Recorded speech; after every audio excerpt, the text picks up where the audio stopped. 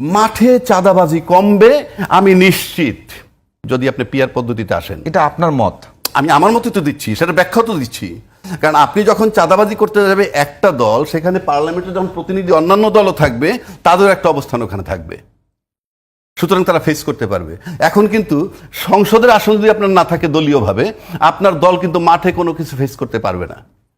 এরপর আসেন রাষ্ট্রীয় দুর্নীতি কমবে। রাষ্ট্রের যে দুর্নীতি হয়, এককভাবে একচ্ছত্র আধিপত্য সব পাশ করাই নিয়ে যাবেন মেজরিটি থাকলে আপনার, সেটা আপনি পারবেন না। 3 নম্বর, প্রশাসনের নিরাপত্তা বাড়বে। প্রশাসনের যখন সুপার ক্ষমতা নিয়ে যে দলটা অ্যাবসলিউট মেজরিটি নেয়, প্রশাসনের সে কাজে লাগায় যেভাবে খুশি, এবং প্রোটেকশন সে দেয়।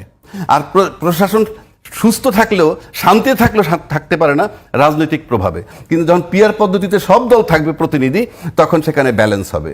আসেন আয়নাগর, গুম, খুন, বিচার হত্যা হবে না।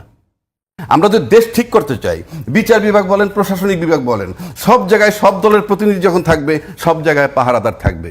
সুতরাং পিয়ার পদ্ধতি এই মুহূর্তে বাংলাদেশের মতো দেশে যদি দুর্নীতি মুক্ত করতে চান, চাঁদাবাজি মুক্ত করতে চান, প্রশাসনের নিরাপত্তা বাড়াইতে চান, প্রশাসনের নিরাপত্তা দিতে চান, বিচার বিভাগে স্বাধীনভাবে কাজ করতে দেন, তাহলে সব দলের প্রতিনিধি পার্লামেন্টে থাকবে, এবং সব দলের প্রতিনিধি থাকলেই এই জিনিসটা হবে।